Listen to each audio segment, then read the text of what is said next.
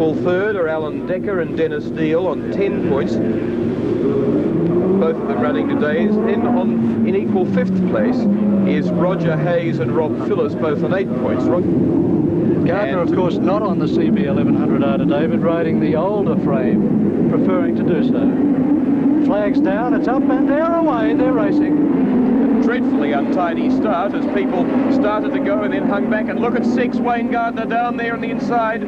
He's not into the lead yet, but by G's running with Dennis Neal, who, however, is in front of him from Rob Phyllis, the Victorian rider. Bud's in there well, too, on the Kawasaki number 9. So Honda, Kawasaki and Suzuki all in there and punching.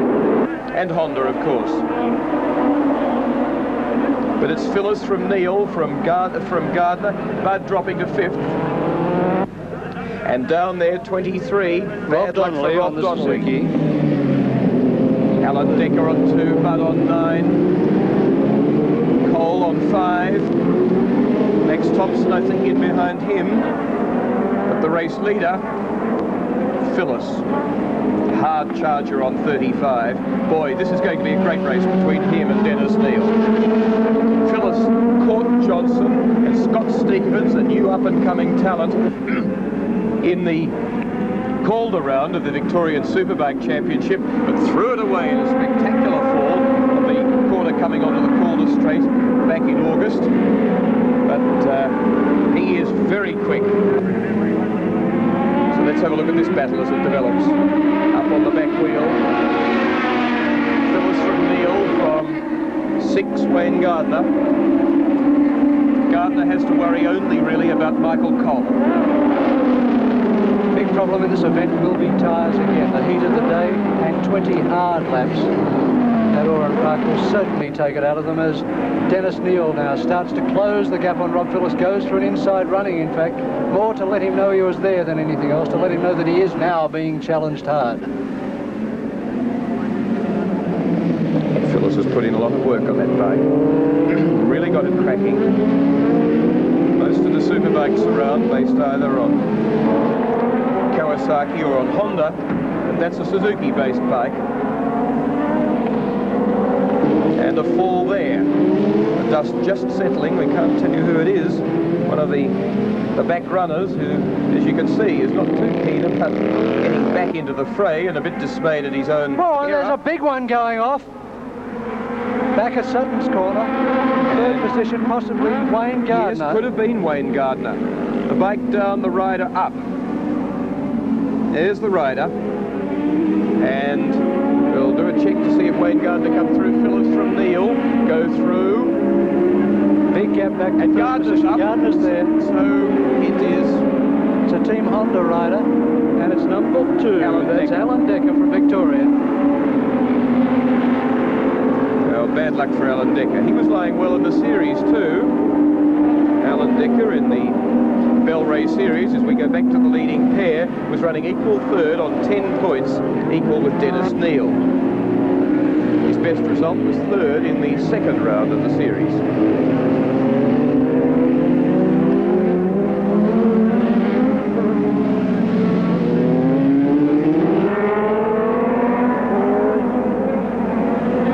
The leader, Rob Phyllis, behind him, Dennis Neal, trying hard.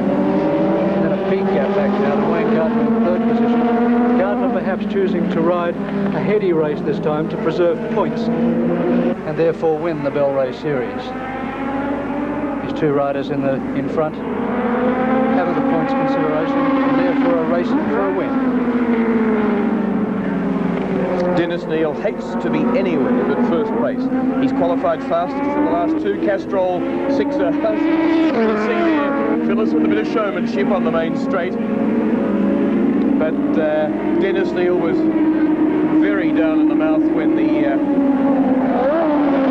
rain hit before the start of the 6R. And I see that back in third place, Gardner has now been overtaken by Michael Cole, the man who could beat him in the series. So we've got a real battle on in third and fourth place, with Cole getting up now and arguing with, and at the moment in front of, Wayne Gardner. That's the leading pair though. Phyllis consolidating and going very well.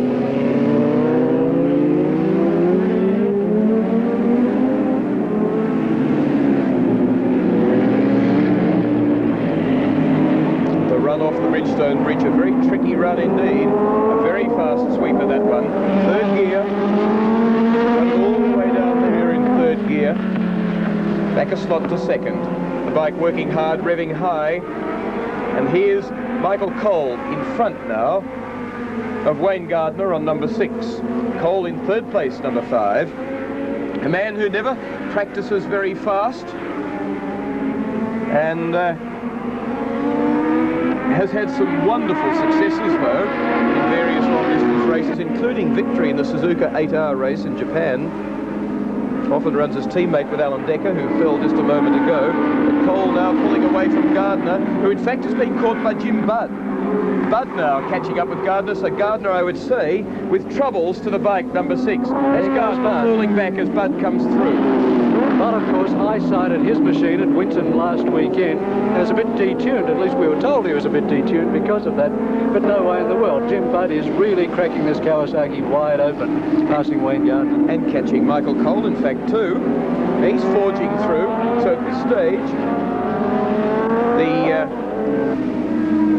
Gardner would have to fall back a fair way to lose his lead in the series because there's 6 points difference. And a pretty angry Greg Hansford maintains that Jim Budd ought to be in the lead about now. Yes, John, Jim was the only rider that was still sitting on the starting line when the flag was dropped. Everyone else was at least a bike length in front. And I think Neville Doyle, if he does the right thing, he'll be putting in about 5 or 6 protests there. It was a very ragged start, in fact, wasn't it? Well, it was terrible. Well, I mean, Jim does the right thing and everybody else decides to go and cheat. There's no provision in the rule book for anybody between the lines for jumping the start. If you jump the start in the World Championship race, you get docked a minute, and that's it. That's all there is to it. So Dennis Neal now into the lead on Rob Phyllis. And come back to that in a moment, Greg, but I gather you wouldn't really like to be up there on those superbikes with all their vague handling. No, I tried it once at Daytona World, and we were doing 172 mile an hour with no fairings and big sets of handlebars, and that once was enough for me, thank you. Bit exciting? Yeah, it was. It was actually one time around on the speedboat at Daytona, the back shock absorber fell off. But these boys do a great job, Greg. Dennis Neal and Phyllis. Yeah, well, they're specialists in their field, and they don't ride the other bikes, and well, you can see how they're doing. If I was out there, I'd be, I think a long way behind them. I think you're being modest, Greg, because I think when it came to the crunch, you'd be in there with them. That arch competitiveness comes through. But I wonder how... Oh, and he nearly held it, but not quite. Bad luck, Rob Phyllis. Oh, dear, what a bad fall for Phyllis. And there's the bike on fire. Well, Rob Phyllis's bike, number 35. And the grass there, too. Right at the edge of the track, a fireman on the spot, so that's good. Quick action. Here we Have a go, look at it again. Look at it. Nearly held it, but then finally off in the biggest way. And Phyllis, sort of aware of it enough at the end, you'll see him just pat his hands on the ground in disgust. Luckily, he didn't run into anything. Awfully bad luck and a nasty toss. The bike's still burning, however. Yes, the bike's still burning. And so there's Phyllis's bike plus another. The fire marshal's working on the second one there now with the aid of another extinguisher. Fire becoming a bit prevalent in the motorbikes. With Alan Blako's in the pits and Andrew Johnson's going up on Friday in a fall in the corner. And another rider's come down as well there.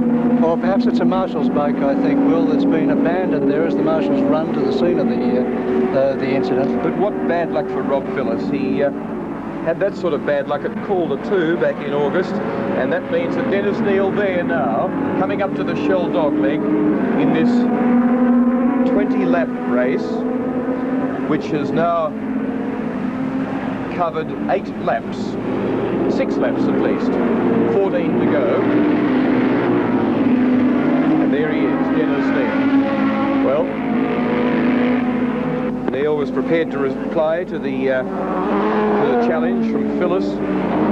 And Greg, when a bike starts to go like that, I suppose it's almost a matter of luck as to whether you can stay on it or not. Yeah, it sure is. Well, especially in a corner like that, when you're coming out, you've got the throttle wide open as far as it'll go, and you've got maximum horsepower. You've got 140 horsepower there driving that back wheel, and when it lets go, it really lets go in a big way, as you saw. And of course, backing off the throttle accentuates it.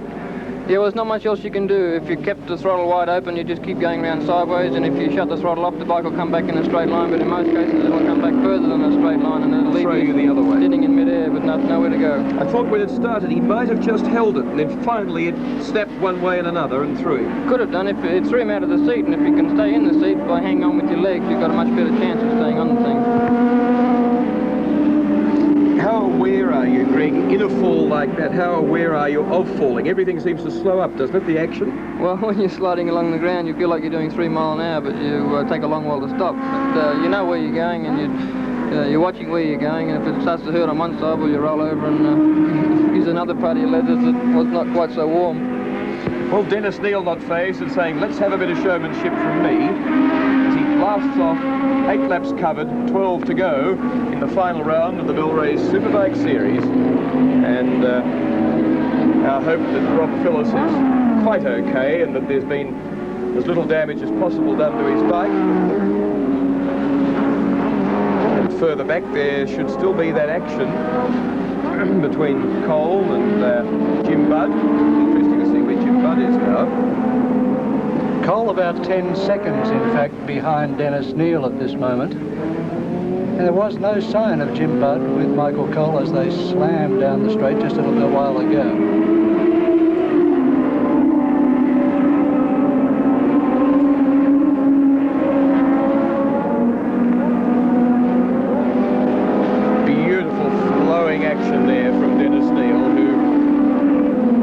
Debut, qualified it fastest for the Castrol 6 Hour in October, took it to its first Superbike outing and victory last weekend at Winton, and looks to be following it up with another win here today. An incredibly determined rider, in fact one of his opposition riders, but one of the boys in the team said that his eyes start to look like laser beams when he gets close to the start. He becomes grimly determined. Broke a couple of both legs back in 1977, but as you can see from his form here today, recovered from that and is the force. One of the leading riders in Australian Superbike and production bike racing. About 5 seconds the gap between second and third position, and about 10 seconds between first and second, with Wayne Gardner holding fourth position, about 6 or 7 seconds back from the third place bike of Jim Budd on the Kawasaki. So the race order as they reach half distance is Dennis Neal in the lead, from Michael Cole, the Victorian, on the other Honda, then Jim Budd on the Kawasaki, and then the Belrace Superbike Series leader, Wayne Gardner, in fourth position.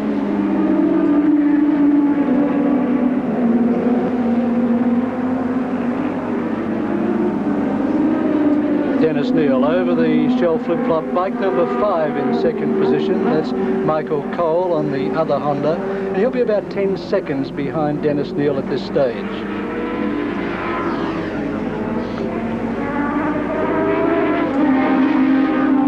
The long straight at Oran Park. We're looking down it, looking for a sign of Michael Cole. That's not him. It's a lapped rider, and there goes Michael Cole immediately behind that rider. You'll see him next in shot there, Michael Cole.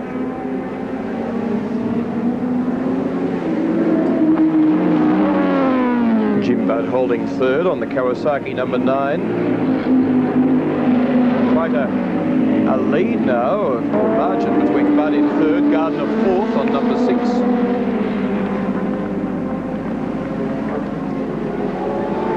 Peter Malloy would be keeping Gardner well informed of Michael Cole's progress, and that's Cole. In second position. A bit twitchy there, very twitchy there, in fact, as he pours on the power up onto Bridgeton Bridge. Obviously that bike moving around there, Greg, but in fact, although we can't see it, the bike's sliding all the time, in fact, in corners. Right, yeah, I think the back suspension on that bike might be a little bit soft, and the tyre might be getting worn after the laps that he's done, and he's trying to get too much horsepower to the ground, but there's nothing much else he can do unless he just wants to slow down. You can ride the bike like that quite comfortably. You can see he's doing a good job. Very good rider, Michael Cole, who debuted the Honda 6-cylinder, the CBX, a couple of years ago in the Calder 2 Hour and went to a resounding victory there. And since, despite the fact that he doesn't practice necessarily the fastest of the riders, has had some superb results both in national and international competition. And Greg, what do these big bikes feel like when they're sliding? And you must, I presume, be very cautious as you bring the power on in corners. Sure, they're very predictable bikes to ride, especially when you've got street tyres on them, because they're doing everything very slowly. But as you see them there, they've got all-out racing slicks on the bike, and they're a little bit more harder to control, but still plenty of time to make any correction or anything like that. Yeah, you can see the thing sliding there. Plenty of time to do what you want to do when the bike is sliding. What do you think of the concept of this fairly specialist-built CB1100 Honda for production racing? Well, the bike was basically built for that, and that's what they've done, and they've come out and won the races. They've done a fabulous job on the thing, and we've been asking Kawasaki to do that for about 5 years now, so we could have a good competitive bike in the Castrol 6-hour race, but nothing seems to have happened. Do you think the pressure from Honda might make them do that now? I think not only Kawasaki will do something now, but all the other factories will also. Could be good racing.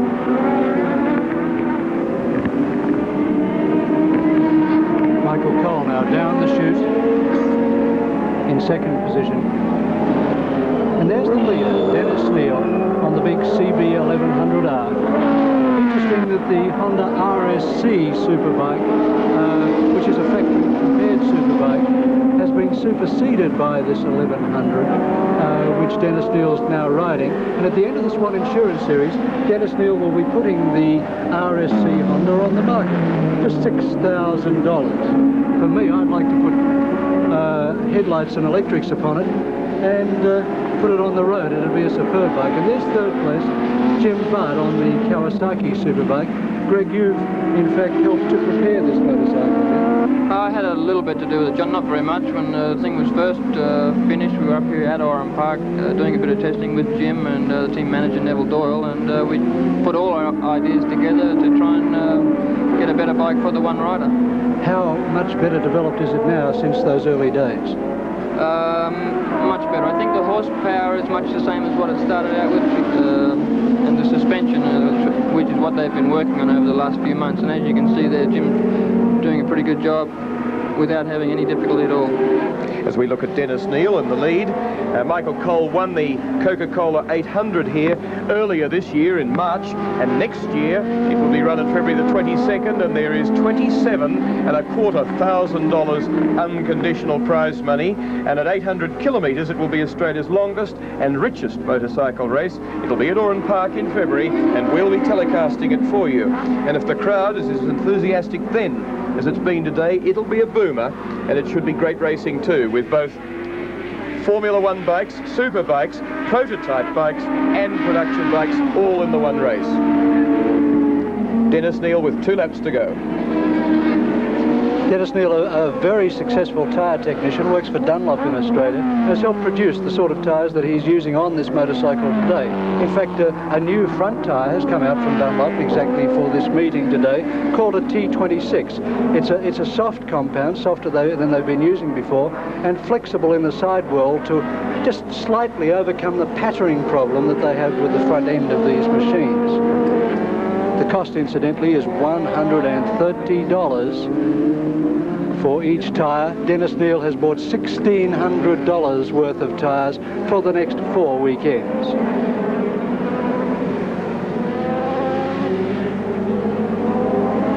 Graham Crosby's gone one step further with the Swan Insurance Series. He's brought out 30 Dunlops from England, all of them experimental. And while the riders here are using tyres which you can buy off the shelf, at least off the racing shelf, Crosby is experimenting with compounds and with profiles, looking for the very best tyres to use in the Formula One World Championship Series next year.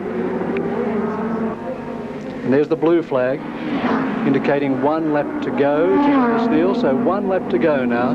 2.6 kilometres of this very fast Grand Prix circuit at Oran Park.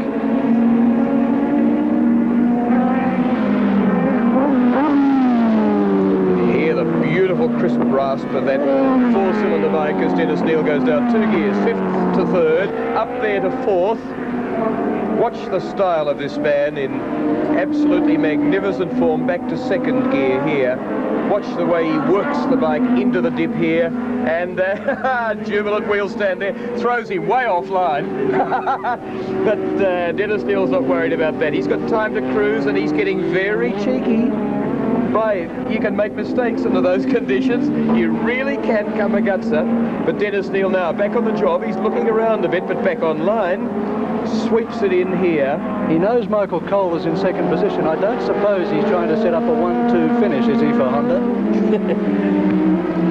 Into Sutton's corner. Now only the shell dog leg. There comes Michael Cole up. He's calling him up into second place.